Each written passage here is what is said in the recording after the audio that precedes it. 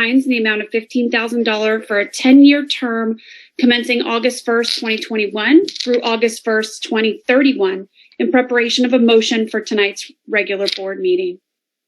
The board also reviewed the 21-22 Lancaster-Lebanon Public Schools joint purchasing bids as listed in preparation of a motion at tonight's regular board meeting.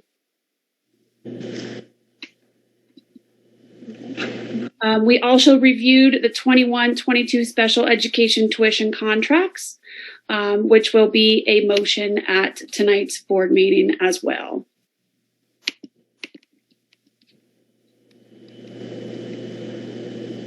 And with that being said, I would like to make a motion to approve the Finance Committee items as noted on the Finance Consent Agenda.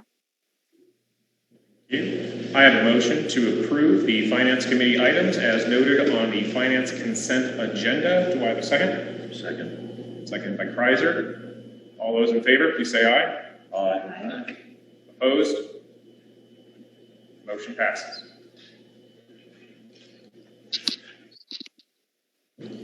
And thank you, Mr. Putt. I just can't see down far enough. The next meeting for the Finance Committee, I believe, will be on July 8th after the regular board meeting.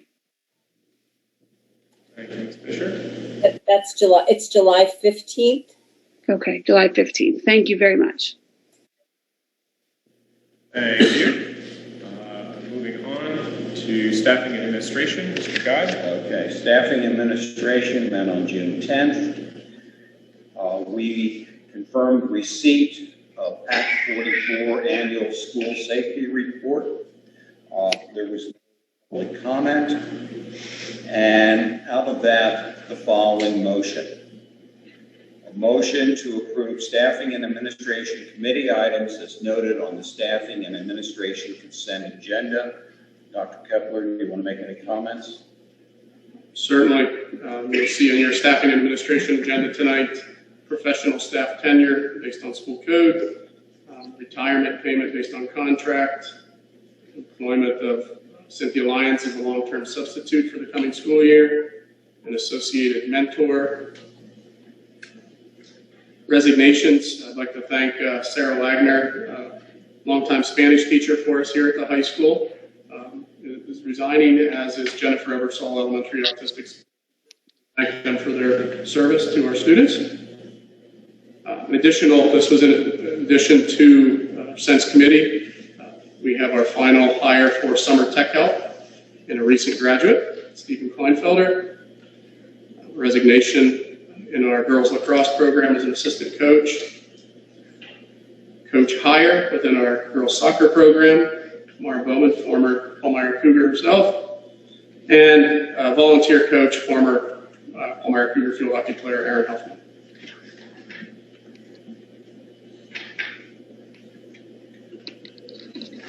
Let me read the motion again. Did you already make the motion? Yes. Oh, sorry. I have a motion to approve the staffing and administration committee items as noted on the staffing and administration consent agenda. Do I have a second? Second. Second by Hudson. Any further questions, comments, or concerns? Hearing none. All those in favor, please say aye. Aye. Opposed? Motion carries. Okay, the next staffing and administration meeting will take place on June 24th. Later tonight. Thank you, Mr. Guy. Moving on to reports, superintendent's reports. Thank you, Mr. Putt. I have a brief report for you tonight. Just simply saying congratulations to the class of 2021. Prior to graduation at Buck Swank Stadium on June 8th, the senior class trip to Promised Land State Park in the Poconos was held on June 1st. The senior awards night was held on June 3rd. I think it was a nice ending to the school year and a congratulatory send-off to our class of 2021. I'd like to also point out this past year, although it's not a direct affiliated school club, the 2021 Krypton Cougars who do a remarkable job every year. I think it's the second year in a row that they went to Worlds. and placed 11th this year in the Infinite Recharge First Robotics competition. They also won the Autonomous Award at that event. It's an impressive group of students. Works on robotics and programming. It's amazing when you get to see what they see.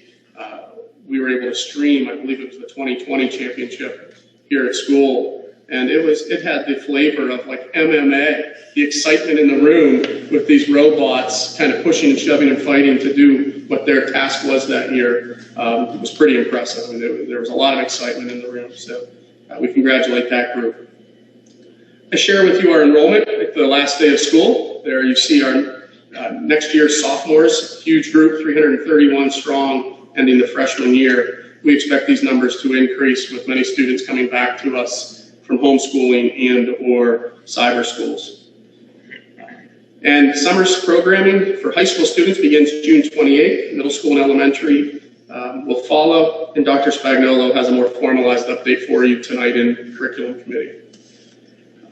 Outside of the student realm, direct student realm, summer meal bundles for all children under age 18 that do not attend in-person programs or receive free meals elsewhere are available for curbside pickup meals 3:30 to 4:30 on Wednesdays at Lingle Avenue Elementary.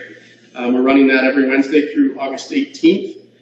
Weekly RSVP is required and families would have received this information. But to just give you an idea, one bag contains 7 breakfasts, 7 lunches, or 14 meals, and we gave out over 300 bags the first Wednesday, June 16th. And then yesterday, I didn't get an update on how yesterday went. I was there for the first one, and I left needing a shower. It was warm and fast-paced. But to give you an idea, that many meals, they're all paid for currently through the federal government. It helps us keep our food service budget out of the red. And that one day alone was $10,500 worth of revenue into our food service budget by providing meals to families. It's not based on income. Anybody can get one if they're aged newborn to 18 years of age that live in our school district. So pass the word. More people that we can get food to, the better. And it helps our bottom line as well. And thank you to the team that makes that possible.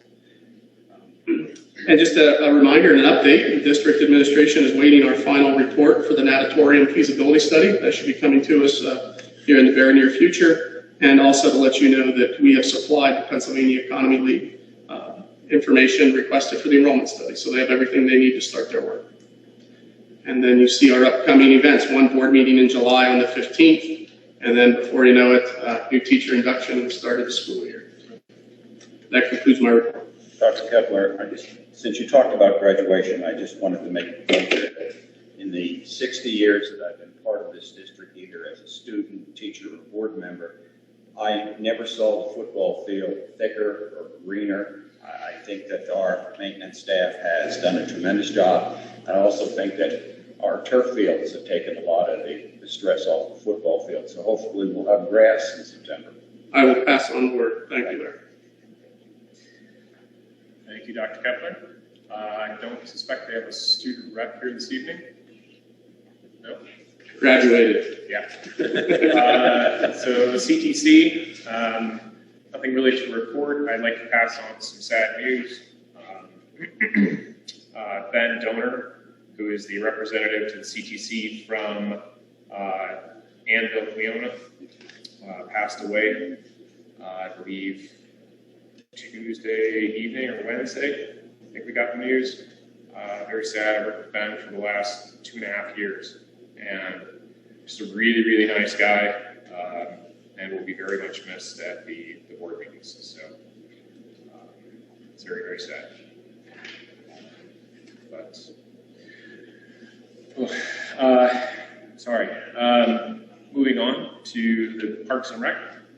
I was unable to attend. I was flying from Little Rock, Arkansas. I did review the packet that Tina provided. There was nothing out of the ordinary. Summer camps rolling along, and fiscally, it's in good shape. Thank you. The IU13 report. Yes, thank you, Mr. Putt. The IU13 board met on June 16th. We had business as usual and approved over $17 million in disbursements to the various committees. The highlight of the meeting is that the IU13 is gearing up for the extended school year program, ESY. And we do have a little fun fact to share here that starting in late June, nearly 750 students from Lancaster and Lebanon counties will participate in the IU13's ESY program. And it is a 5-week summer program that operates successfully thanks to a team of over 320 staff members that are returning. So that is my IU13 report. Thank you very much. Next is the Cougar Foundation. Okay. Elmira Area Library report. Right, we had a meeting last week, again, as the COVID restrictions are being loosened. The library is trying to get back into the mainstream of things. Right now we have over 200 children involved in the summer reading program, and they had a Forgotten Friend Reptile virtual program in which we had 638 children participating. So that's pretty much what we're doing. Thank you, Larry. The Tax Collection Committee. That committee meets quarterly, and there has not been a meeting since my last report. Okay. Legislative Region Report, I think that's Susan. Diversity, Equity. I could at least report that we're What's that? waiting for the final budget still. So hopefully by the next meeting, Susan will likely have a budget on, an update on the state budget. Okay. I think everyone expected to have prior to now, but it is due by June 3rd. Okay. The Diversity, Equity, Inclusion Ad Hoc Committee. Yeah, we discussed really the outcome of the training that was facilitated for over 220 faculty and staff at the last meeting, so I won't go into that. Now we're just looking at the assessment, feedback from that to see how we build on the program. Okay. Any other reports? I think there are any other reports? Okay. Communications? No communications. At this time, I'd entertain a motion to adjourn. Adjourn. Second. Motion second. All those in favor, please say aye. Aye. Opposed? Adjourn. Move into our regular meetings. First up is curriculum. Mr. Prizer.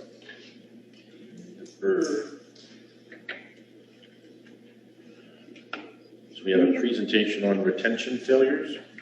Yes, so this evening, thank you. This evening, we have an update of our students and how we had the retention and the failures for this year. I'm proud to say that our elementary, we have no students that have failed. However, there are 1 or 2 students at Lingle that families are still in conversation with the administrators to determine whether, as parents, they want their child to be retained. Middle school, 6th grade, there were 9 failures. However, with summer school, they do not expect any of their students to be retained, that they will all do their summer work and will be passed to 7th grade. Our 7th grade, we had 11 students who failed. There is 1 7th grade student that is going to be retained due to the parent request. And then for 8th grade, we had 13 students that did not meet the requirements to pass 8th grade. We believe with summer school, we will still have 4 8th graders that will be retained. 1 of those is by parent request. When you get to the high school, you're talking more about credit recovery. And when you're looking at, there were 64 students who did not pass 4 or more classes. And when you think of high school, you have 5 classes in the fall and 5 classes in the spring. So out of 10 total classes for 9th through 12th grade, 64 students did not meet the requirement. So they are not credit ready to move on to the next grade.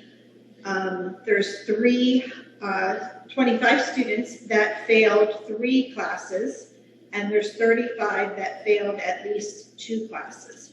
Now, I will be, in my next presentation, we'll be talking about our summer school and how robust we have increased it this year to provide opportunities for those students to gain their credits back.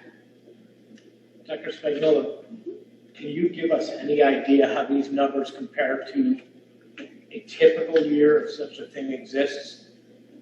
I don't have the exact numbers for that because I did not ask that last year. That's a good question. I will say that of the students that failed this year, the majority of those were students that were synchronous most of the year or chose to do Cougar Academy but did not do any of the work. So if you're going to do a comparison, I wouldn't suggest using last year either. Right, because it was. I would use 2 years ago, but that would be helpful for me to see these numbers troubling. I can certainly ask for that information. I can speak to the middle schools on an annual basis in a typical year, and we actually even did it this year. Dr. Spagnuolo and I, and my predecessor and I before that, meet with the middle school administration and review specific student situations and talk about options and whether meeting the criteria, summer school option. And these numbers are slightly higher at the middle level, not exceedingly higher. High school, I don't have that comparison data. I will say with every student that's failed, there were multiple attempts by counselors, teachers, administrators, our social workers trying to go do home visits, that there was a great deal of interaction from families. Some of the families responded to our teachers and our counselors, and others did not respond to any emails, voicemails, messages at their homes. So that was unfortunate. And mine isn't an issue of blame, right? I'm Right. sure people did their jobs, but there's a simple reality of you have 125 high school kids who failed 2 or more classes. That is a significant number. And I'm confident there are a variety of factors for why it happened or didn't happen or whatever. But it is what it is, right? And so it's a problem. So how, credit recovery is a great idea, all of that. But we also heard, a fairly emotional story this evening of the impact this had on a variety of families who maybe had not experienced this before. So just guide what we do going forward. Absolutely. And I'll be able to share in my next presentation what we're doing for those families that are different this year than what we've offered in the past. Thank you. So you are welcome. The next presentation I have is on our summer school opportunities. This year, every year we offer summer school opportunities. This year at the elementary level, there are 2 options. We have our traditional CUB program, where our students come in face-to-face for additional math and reading support. And we also added a technology-based enrichment option for students that have teachers. We've always provided the online options for the summer, but we didn't have a teacher attached to that where they can interact with the students and the families. So if you look at the first chart, that is our CUBS program. By grade level, I have it spelled out that we have 12 kindergartners that are doing reading only, 11 first graders doing reading only, 9 second graders, 5 third graders, 1 fourth grader. 5th grade is combined with the middle school because we're doing a remediation 5th grade plus a preview of 6th grade at the same time, so we have them lumped into our middle school population. For math, we had 3 4th graders that were interested in math only, and then the 3rd column talks about the same students that are doing both. Math is going to be, or reading is going to be Mondays and Wednesdays, and math are Tuesdays and Thursday opportunities for our students. So a total of 167 students that are going to participate or have already signed up for a program. Our parents are asked to pay $10 as a hold fee, and at the end of Cubs program, that money is given back to the family. It just gives us a reassurance of the number we can count so we can hire staff and have the amount of personnel that is needed to support our students. This program will be held at Lingle Elementary School this summer, and the food lunch program that Dr. Kepler had spoke about earlier, those students will go home on Wednesdays with the amount of food that Dr. Kepler. So our little ones, the parents obviously will have to help because they're pretty heavy bags. The instructional delivery model is a little different than we did in the past. We used to have all in person. This year we gave it an option to say, of the students that are doing the reading and the math program, do you want your child in person or would you rather your child learn virtually? So this is the breakdown. It's still the same number of students, 167. We just broke down how many families felt comfortable or were able to transport their child to Lingle Elementary School, and the families that still want their child to get the extra support, but do it virtually. I added the staffing. We will have 11 teachers involved, and we will have one director, which the director is more like a person to make sure everybody is where they need to be, make sure their parent drop-off and parent pickup is done in a safe manner. So then our elementary technology-based enrichment option, which was option 2, will have 3 or 4 reading programs. It will have Reading Eggs. It will have Raz Kids, Study Island ELA, which is reading, and Study Island Math. So when we talk about those things, the programs, Reading Eggs is really a program for enrichment. Students can go on and read stories and answer questions, and there's a teacher that tracks them and has them progress. Raz Kids is very similar. Study Island is a program that our students use throughout the year, and there's benchmark assessments, very similar to what's expected on the PSSA, so there's individual standards that the students can practice, and again, there will be staff there helping them. To date, those programs, they kind of start whenever because they're programs that the students have had all year through their Clever login system. And to date, we have several 3rd through 5th graders in math that have already completed the next year's instruction. So this is not just about remediation, it's also about enriching students and giving opportunities to move forward. Our summer school, middle school, as Dr. Kepler mentioned earlier, they are starting later, so we don't have the exact numbers right now, but for the Study Island and the ELA and math, we have 15 total students that are signed up for that. For our Keystone credit course recovery, we have 9 students already enrolled in 14 classes, and we're waiting to hear back from 17 other students because the deadline has not come yet. So we're on that. The deadline is Monday. And then with our high school students, we have 60 students that were awarded a $400 scholarship to take a credit recovery course through either the Keystone K-12 online cyber courses or our district creative online courses. Generally, summer school is paid 100% by the families. And this year with our ESSER 2 or ESSER 3 monies, we were able to purchase some of those programs. And of course, through Keystone is anywhere from $280 to $435 a course. We will also have teachers in the building that will help these students. So anybody that was awarded a scholarship has agreed to come in person to take the classes, because we find that there is a direct correlation between students taking summer school courses, which would be in person with a staff member, versus doing it on their own independently. So as a district, if we were going to fork out the money for the courses, we felt it was very important for the students to be in the building. There are 80 overall students taking summer classes. So if you read that, 20 students have agreed to pay anywhere from $280 to $425 for the course, but they're taking it at home. So that was an option, but parents were requested or need to pay for that. Is that 80 unique students? 80 what? Unique students? Individual students, yes. So we've still got a gap of 60. Yes. And there are some, yes, yes. 45. So if other students in that high school cohort, the 125 students, if others wanted to, are there additional funds available for them to take courses? Yes.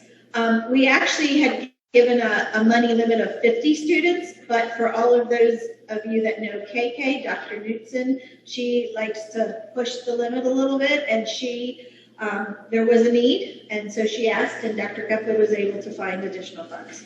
So yes. The learning loss provision of the ESSER 3 funds is our priority. So if more students want to sign up, we'll fund it.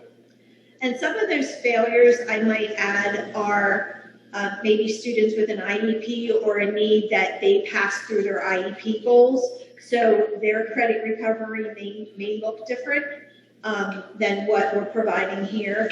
And it's also fair to say that if there were any freshmen that may have failed, they still have summer after their sophomore year and junior year to do credit recovery as well. Do we know the breakdown of the kids that failed the classes? I mean, do we have a breakdown? Do we know how many of those kids may have a longer period of time to recover? I have the breakdown in my prior slide. Let me pull it up. I think I just closed it. I don't think you had it by grade. Yeah. At high school, I did not, but I could ask that from Dr. Richardson. That would help us understand the delta of the folks who didn't sign up for the Exactly. Keystone opportunity. I would also worry more that we're seeing students falling behind with the likelihood of retention. As students, it's going to become problematic. And the other thing I do want to say, which kind of adds to your concern, is that we did notice that several students that passed at a lower percentage than what we've seen in the past. So say they might have gotten a 60% on their class, so they learned 60% of the material versus the year before it might have been in the 80%. So we are noticing that our teachers are going to have to do some preview, review, take students from where they are at the beginning of September and move them through. So we don't believe that this year of COVID and the 3-year of the continuity of education, as Kirsten talked about, we do believe that there's still work to be done to bridge that gap from where we are. But in all honesty, I'm very pleased with what we've seen, because in January, these numbers were way higher. To add some further perspective to but I think your question was, Mr. Horan, when you have that many failures, there's a backlog in trying to get into courses, et cetera. Our high school administration, Mr. Reisinger specifically, working through scheduling, and to date, we're able to meet that demand. Thank you. I guess I do have one more question. You were talking about the fact that the disbursement of grades might not be your typical bell curve or whatever. I don't think it's a bell curve anyways, but are we able to identify, does it look consistent with other years? Or do we have students who were able to achieve at a high level over here, and then a whole bunch of people over here? Because that also is going to impact the classroom. Correct. And I honestly don't have the answer to that right now. I will say, unsupported data by IE teachers speaking, that they felt that the grades overall were lower. Now, your higher achievers in the mid-90s to 100, those kids they'll succeed regardless of what type of instruction they're having, for the most part. But for some teachers that I spoke to, I had a math in service the last 2 days, and some of the comments were, they were just talking about more pre-testing and things like that, because they didn't feel some of the students mastered the material as much as they may have done in the past. And again, I just worry about what the classroom is going to look like for all of the students in there, you're going to have to do some work Correct. to bring the students at the lower end up. But that then means the students who might be the higher achieving students have to wait. And so again, I just encourage you to look at all of this. You know, I think you guys have some good plans here. I think of it from a college perspective, where you have some students who come from high schools that prepare, and you have some kids who come from high schools who didn't, who had A's. And teaching to that gap can be a real challenge for our teachers. Absolutely. I'd just say that a different way. I think while I would like to see this data, it's probably more important to get it in front of the teachers.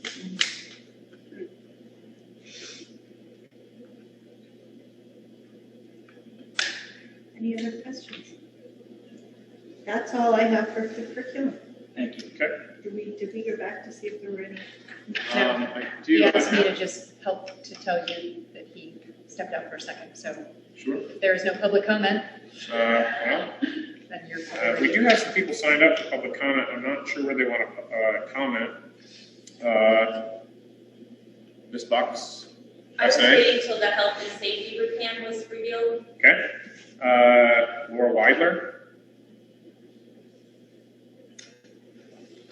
I think you covered most things. I just wanted to also comment a spin-off of what you mentioned, Mr. Corian. I'm concerned too for the students that didn't have the support and maybe are behind. As a parent in observation of my own children who are in elementary school, who were not challenged because there was a struggle there. So I do realize we have to play some catch up. Most certainly we do. But we're also losing potential because it's difficult for teachers to teach to different children's capabilities. But I understand that there are teachers that do. And I know we've been asking a lot of our teachers, but if we could simply just ask that of them as well, be mindful of the students where we're losing potential from them. Because when they are challenged, they're not going to be prepared for the stamina and the perseverance for sitting in academics. Yeah, there's certainly a transition period there. One of the challenge we're talking about is not a new one. Yeah. It's just been exacerbated by a pandemic and what happened with instruction. A good factor. Our elementary teachers, more than any, are accustomed to meeting students at different levels and having small groups, reading groups that meet on level and math groups that read on level. We've already started emptying trailers and bringing furniture back in that will allow for that small group setting to take place. Our vision is that we're going to be able to return to that model where we're meeting students where they're at. So if there's a group of accelerated math students in that 4th grade classroom, for example, that teacher's able to meet with that group of accelerated math kids as part of a mini lesson. Keep pushing them and moving them forward, and then having their groups with other student levels. Yes, I hope so. That would be great. Just looking at comparing also my elementary students, what one was doing at a 2nd grade level versus now, etc. I am concerned, but we'll wait and see. And we did, for parents that are with us tonight, we did a presentation to this board, I want to say maybe March, spring, where we do curriculum-based assessments. So we were able to see how are our students doing after 3 months of continuity of education and then the year we had this past year. And the data we had from the fall, comparing fall of this past year to fall the previous year, the gap was immense. And the data as we went through and tested January, February, we weren't there, but the gap was closed significantly. So I share with you that we have some measures that we've been looking at that and making sure where are kids on these consistent measures and comparing data from previous years. The data looked promising as the year went on, but to everybody's point, clearly more work to do. Could I ask one question? ESSR is expiring this year, is that correct? No, the ESSER II monies are good through 22-23, ESSER 3 monies, they're just rolling that out. We haven't even submitted the grant yet. They're good through 23-24. Thank you, okay.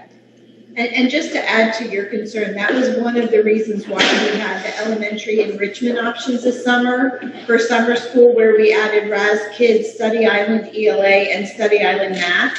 Your children are able to go in and work with the current grade level they're on, and then it moves them as to what their levels are. So if you're worried about that, you know, again, it's not an end-all be-all, but for the summer, that is why we added enrichment as well, so that families that felt like their child might not have gotten exactly where they wanted to be, that they have that access. So if you're interested in that and did not sign up, and you want to send me an email, I'd be glad to put you in touch with the people. Your children already know how to get in because it's their Clever account, so they can go in and get started as well. Again, it's not the end-all be-all, but it helps a little bit. Gregory Koch. Yes, I just have a question. To what extent is curriculum information available to the public? There is a board policy drives that. I can look that up for you and share that with you. Request anything that community member wants to see access to our written curriculum, they would have access to that. It's not available online? It is not currently, no. Okay, so I have to make an application. We have an online system that we can print that out and provide it to a stakeholder. So there's, excuse me, so every course, every syllabi, every set of learning objectives Correct. can be accessed by that. That's correct. Dr. Kepler, the high school curriculum handbook that students use, that is available online. So Okay. the course book that high school students, when they're making their selections, that is online on the website. So that would have syllabi in as well? That would not, but if you're looking for, instead of just I guess what I'm getting at, instead of giving them an ask for all curriculum, maybe you could look there first and determine the specific courses that you would make the ask, only because I imagine it will be a burdensome request if you ask for all of it. Of course, thank you. Yep. It would also have course description, which would give you a general idea of what the focus of that course would be. Great, thanks. Yeah, and then within our curriculum system, it's much more detailed than that, if there's specific courses of interest.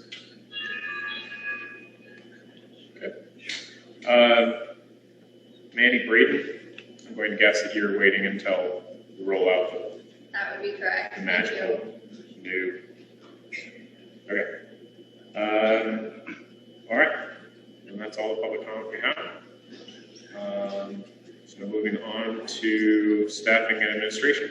Right. First item there is board policy. Recommend to approve the second reading of board policy 246, which is school wellness. Yes, there's been no changes since the first reading. Shared with you the definition of triennial report. There was a question on that. It's a specific state review assessment tool within food service. So it's a pretty standard matter. And this policy recommendation is simply providing a policy that we have to, at a minimum, review this every 3 years. Second item is PSBA voting delegates. There's, I believe, an attachment there and a 2-page letter. Yes, that ultimately as a board with membership at PSBA, you have an ability to appoint 2 delegates, as we are a third-class school district. That upcoming in October is the delegate assembly. Through appointment of 2 delegates, you as a board have an ability to cast a vote. The PSBA correspondence has the responsibilities listed there. You would be the appointed board member. You would receive reports from the PSBA president, CEO, and treasurer. You would receive the election results on behalf of PSBA and share with the board here. You would be the representative of this board to consider proposals recommended by the PSB Platform Committee and help them adopt their legislative platform for the coming year. And you would represent this board and consider and act upon any proposed changes to PSBA bylaws. So again, district of the third class, you can appoint up to 2 delegates that would have the ability to vote on behalf of this board. So If you have any interest in serving in that capacity, to let us know. And then It was Christine and I believe, the last 2 years.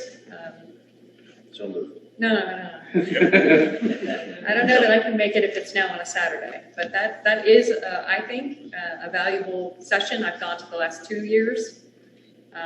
PSBA does a ton of lobbying to the General Assembly. The platforms, I know, coming into COVID had a lot to do with students, all the things we've been talking about, students' mental capabilities to return to work to return to school after a pandemic. And they were supporting a platform of mental health in general for kids that we voted on the last time. So I would hope the district would find 2 folks willing to go. I have gone the last 2 years, so if someone else is interested. the assembly is also offered in an online format, so you have an option if that helps you. It's on a Saturday, is the issue, during the fall. Yes. Know where you'll be. Okay. Item number 3 is 2021-22 Health and Safety Plan. And there's an attachment there. There's an attachment. I'm going to take you to a link first. Superintendents, we received this correspondence from the Department of Education on June 11th. It's also listed on their website. That I'll highlight to you.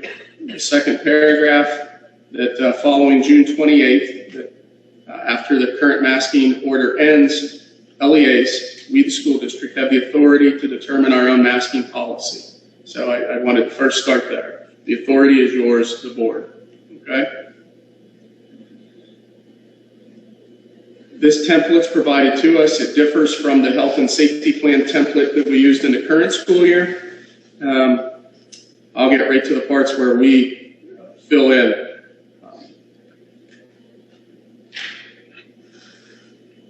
So, what we're asked to state. So, I'm presenting to you a proposal. My recommendation is that this is in committee tonight.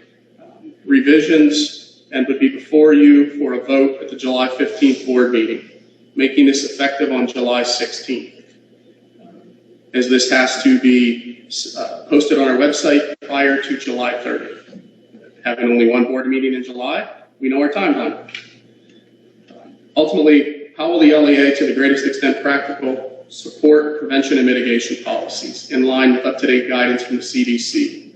So, again, I'm saying that we will continue to support prevention and mitigation policies. To me, that makes sense. We want this to be as safe as possible for all involved.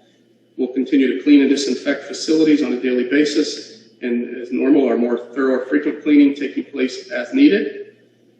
We'll continue to maintain seating charts. Contact tracing is one of the pieces that's most in limbo for me. I'm awaiting further direction of what expectations are there. But we'll be poised, should we be required to contact trace, maintaining seating charts and social distance to the extent possible. But our intent is to have kids interact, to be social, and learn together as children. Daily hygiene practices, that just makes sense. We wash our hands before we eat, we wash our hands after recess, etc. Everybody will continue to help teach a proper sneezing technique. Never thought I'd be talking about that at a school board meeting. We will encourage people to continue symptom screening before school or coming to work if they're an employee. We'll operate our ventilation practices as we do now to at or above system standards. And where applicable, our sneeze guards will remain as part of our regular mitigation practices. How will we ensure continuity of services? We talked about this. It is our intent, as this reads, that we're to provide a 2-tier model for next year. That kindergarten through 12th grade in school 5 days a week. So if you want to come to school, we're here every day. That our online option would be our Cougar Academy for families interested in an online option. Our intent is not to continue the synchronous model that we had this year. It's frankly not fair to the kids sitting in the seats in school. Our teachers need to be able to focus on the kids in front of them, and that's our intent.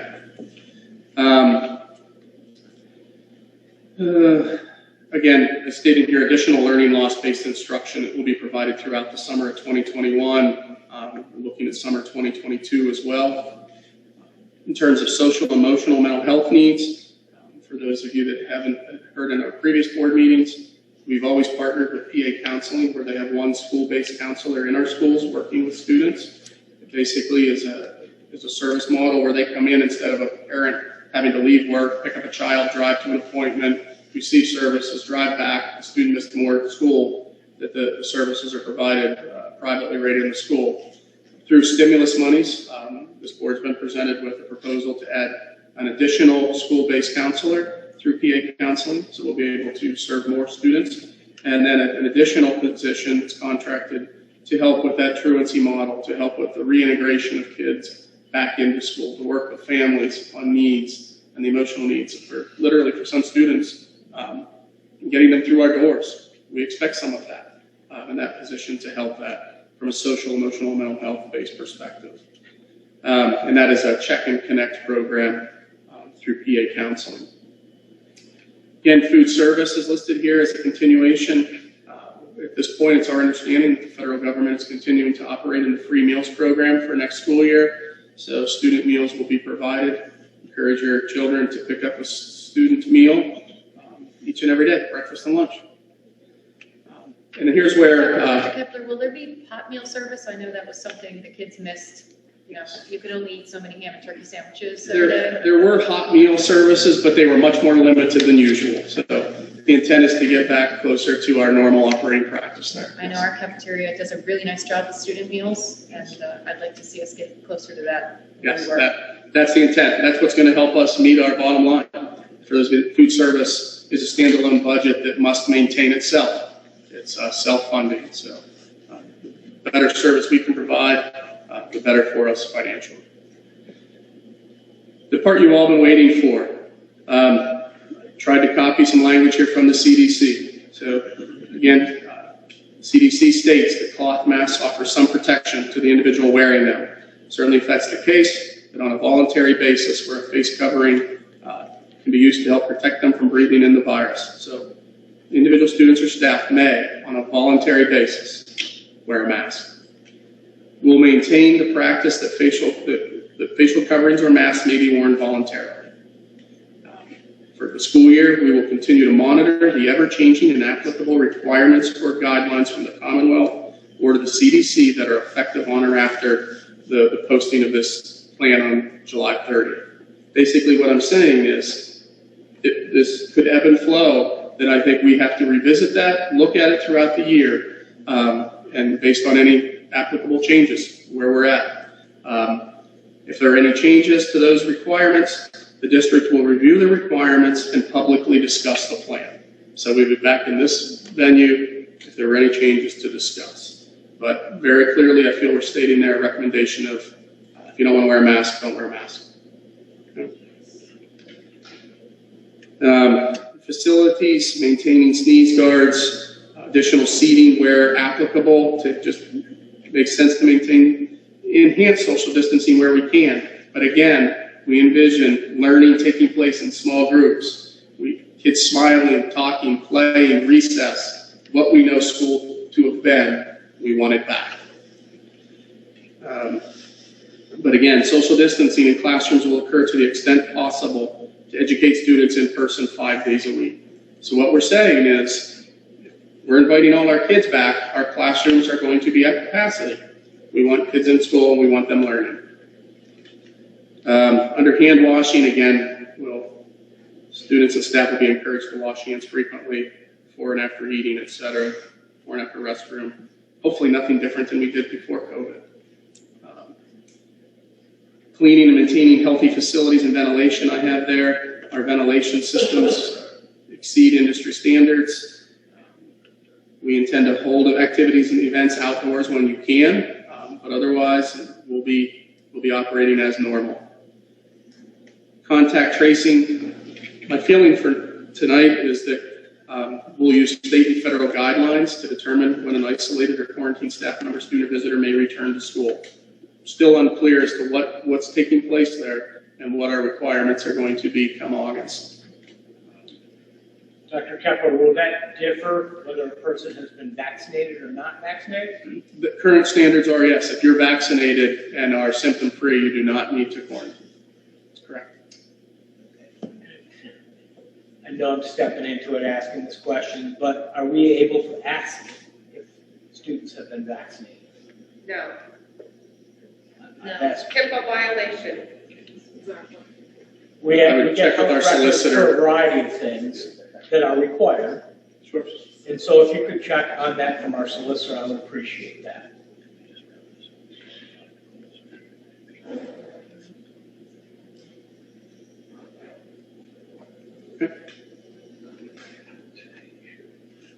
Under diagnostic and screening testing, I mentioned earlier, again, we'll continue to ask families as we did this year to pre-screen before coming to school. And any diagnostic testing or positive test results. The assumption is that if somebody tests positive, they're going to have to quarantine as per Department of Health guidelines. Efforts to provide vaccinations at school. I made it very clear in 2 different correspondences to families that we provided some resources to families, feeling that that is your choice as a family, whether you have your child vaccinated or not. This plan asks us to show where we've done our due diligence and provide information. And again, I'll reiterate that I believe that is your choice as families to make those decisions for your son or daughter, or with your son and daughter. So our obligation there is simply to communicate opportunities. That's correct. Are you funded to do that? I'm sorry? There'll be a time for public comment if you sign up for public comment. That's when it's appropriate. Under accommodations for students with disabilities, and again, as appropriate, we have and will continue to work with students with disabilities on alternatives, whether it's alternatives to face masks, if they want to wear one, face mask, face shield. For students with a disability, we provide alternatives and accommodations through their IEP, and we'll continue to work with families as they make those choices. And then coordination with state and local health officials, and as we did all year, we'll continue to coordinate, met with local and state agencies frequently throughout the school year, and we'll continue to partner as necessary. So as you can see, the template health and safety plan for 21-22 is very condensed. I think it's sending the message of what is expected in the 21-22 school year. There's been a lot of question as to finances tied to masks. No information from the Commonwealth about any state funding being tied to mask wearing. I have no concerns there whatsoever. We have an email from them that says that is our choice locally.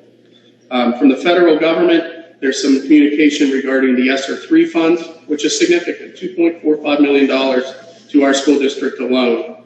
My understanding is, as I sit here before you tonight, is that we have to have a plan. The CDC's language says should. It does not say shall. It's our full understanding, and talking with our solicitor as well, that the power is held locally on this decision. So, hence the recommendation to you tonight. We have that in writing from the solicitor. I can get that. Okay. Any further discussion on this? Okay, then we have the final item, emergency instructional time template, and section 520.1. Thank you, Mr. Guy. This practice is cautionary. For the previous school year, 2021, online instruction was new. School code dates back to 1949. Computers didn't exist. School code very clearly states it's more about seat time and seat hours. That a student had to be in school. 900 hours for an elementary student, 990 hours for a secondary student. The state authorized last year under section 520.1 to allow basically online options to serve as time in the school year. To position us, should something happen during the year, it's my recommendation that we adopt this resolution again. That basically provides an opportunity to allow, should schools get forced to close, we're positioned to do what we need to do to continue to educate kids. Absent this, we wouldn't be able to do that. So my recommendation is that we authorize that 520.1 again. That basically we're guaranteeing from August 30th to June 7th, we will have 180 days of school and use remote learning as and only if pushed in that direction through necessity. I want to emphasize again, that is not our intent. Our intent is to deliver instruction in school. Okay? And we just have to state why and how we would do that. As we did, we provided access points for students that needed internet access at home. We provide one-to-one devices.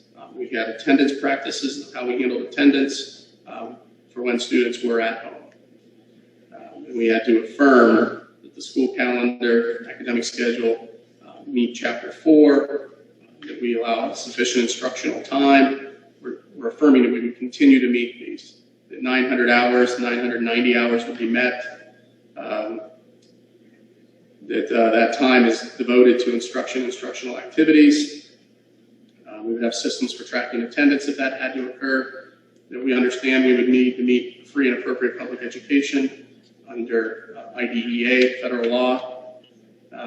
We would meet our ESL services for students that have English as a second language. And we would, again, continue to evaluate the quality and outcomes of instructional delivery across all learners. So that this resolution simply allows us to go there should it happen at this, on a dime. Okay?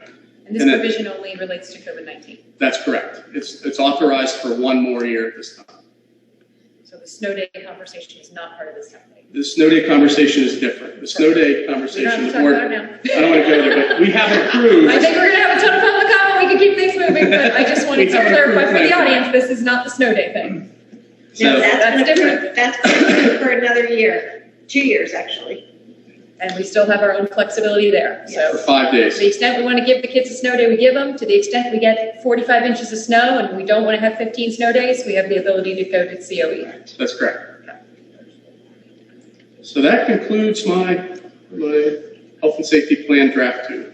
Do we have to pass that in the form of a motion? Yes. Okay, public comment? Okay. Faith? Sure. Do you want me to come up or sit here? That would be fine, doesn't matter. Okay. Whichever one you feel more comfortable. Sure. Okay. So I do have, am I allowed to just ask questions or shall I just make a presentation?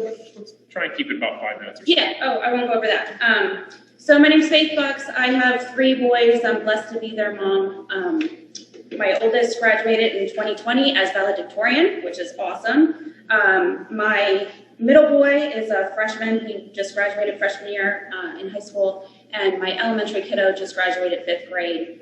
And each of them had their own experiences this year with COVID and all that went through it. My college kid came home because he described college as a prison. So he was home half the semester, still doing online, did amazing in his classes, won the freshman award of something or another for being great. My freshman in high school looked like a zombie most days when he did online learning and got done with that, and definitely dealt with depression-like symptoms all year.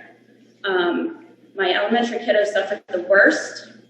His anxiety level, I can't even describe to you what we had to do. I thought I would have to pull him out of school the last 2 weeks. His own words said, "No, Mom, I'm going to power through. Online learning is not for me." I just wanted to share that experience of what I had on my own end. What I'm actually here for is the hundreds of parents that have reached out to me, either from my office or from my job as township supervisor, or as my new position as a district legislative assistant for our representative. Hundreds of families have reached out to me with similar stories of my own, asking what can we do? I cannot send our kids back with masks again. We just can't do it. We won't do it. We'll have to find a different way. So I'm super happy, along with all of them that I represent, who have already texted me saying they're extremely glad to hear that this proposal is on the table. There are some concerns that I have, some questions just in regard to it.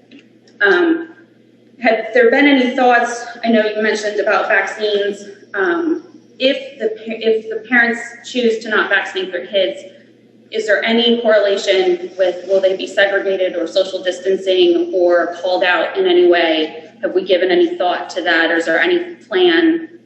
No, there's no ramifications, or you don't know of any at this point? We've had no discussions about treating any child differently than the next, regardless of vaccine or not. Okay, good to hear. I'm assuming if this is voluntary, it will also be voluntary with sports. I don't want to see my wrestlers with masks again. I really don't. I agree. I'm sure it's probably preliminary to be asking those questions, but just if there's a way to fight to not have that, I would If spring appreciate sports it. was any indication, things changed by the time spring went on too, Faith, that I don't anticipate that need, but. Okay. And with the social distancing, that was kind of my question with the vaccines. I just don't want to see kids social distance, or I forget who said it tonight, but it would be nice if everyone was just respectful of what their personal choice was and their individual freedom to do that.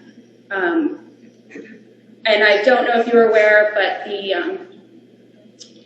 Pennsylvania Department of Education Secretary was just in a hearing, and did you see that? I did not. He did publicly state that the ESSER monies would not be tied to mask mandate or not. It was just they want a health and safety plan. So I think their language is more about getting schools back that weren't in. yes. And requiring that of Yes. them. So I truly believe we're fine as well. Okay. And then is there any thought to whether or not the summer school programs will be mask optional? I'm glad you asked the question, as that's my prompt. I intended to talk about that tonight. The 2021 health and safety plan ended June 9th when the school year ended. I believe it was June 10th that the order for if you're vaccinated, you don't need to wear a mask. June 28th corresponds with the first day of summer school. My recommendation is that we operate under these new guidelines for summer school. Frankly, I think it's a great test case. Much fewer kids in a classroom. It gives us a good. If we have significant problems with 10 kids in a room, it might be good data to have. I don't anticipate that, but my recommendation would be summer school starting June 28th. We're following state guidelines by allowing voluntary use of masks. Okay. Also good to hear. And will this plan be made publicly for us to view before you vote on it, or will it only be made publicly after? No, it'll be posted prior to. Yes, So sometime after this meeting, prior to. that's correct. Okay. And then the one question that was back here, I'll ask, I forget who yelled it out. She just wanted to know, was the funding was there funding associated with making the vaccine available, known to the parents? No. None, okay.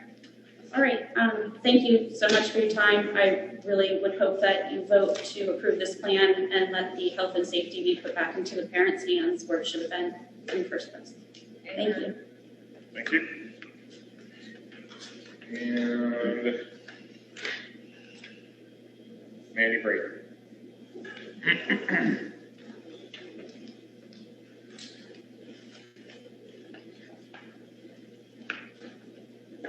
Hello, good evening. My name is Mandy Braden. I have 4 children in the district.